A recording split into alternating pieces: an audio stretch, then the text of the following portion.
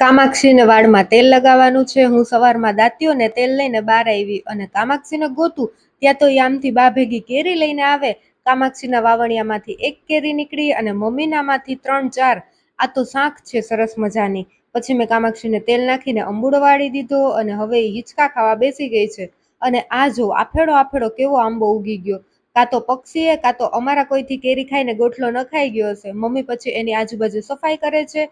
પછી મેં જોયું તો કામાક્ષીએ ABCD લખી નાખી ચોપડીમાંથી જોઈને। બહુ જગ્યા નહીં બગાડવાની એટલે એક જ લાઈનમાં સમાવી દીધી છે આખી ABCD। અને હમણાં છે ને જોરદાર પવન આવ્યો હતો ને તે તાલા તો બધાય ઉડી ગયા ઝૂંપડીમાંથી। એટલે હવે શ્યામ એની ઉપર આ પ્લાસ્ટિકનું કંતાન બાંધે છે।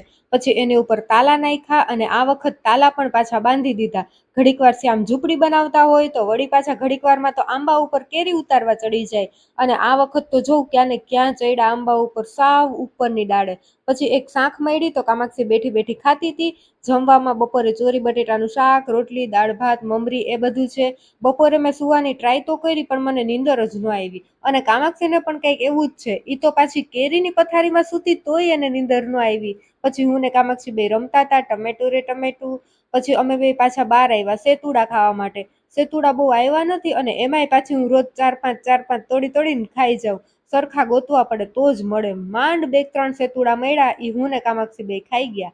પછી બીજા 2 સેતુર દેખાણા ને ઈ બહુ ઊંચા હતા પણ શ્યામથી અંબાઈ જાય એમ હતા, તો એને તોડી દીધા। મજા આવે એમ તો ખાવાની। તમે ક્યારે આ સેતુર ખાધા છે કે નહીં કમેન્ટ કરીને કહેજો। થોડીક વાર પછી શ્યામ અમારા દ્રાક્ષના વેલામાંથી દ્રાક્ષ તોડી આવ્યા। હજી બહુ પાયકી નથી, ખટમીઠી લાગે અને આમાં છે ને બી પણ હોય તો એક ઈ નો મજા આવે। ઊભા ઊભા અમે બે શ્યામ તોડી આવ્યા હતા ને એ બધી દ્રાક્ષ ખાઈ ગયા। ચાલો તો મળીએ હવે નેક્સ્ટ વિડીયોમાં। જય સિયારામ, લાઈક શેર સબસ્ક્રાઈબ।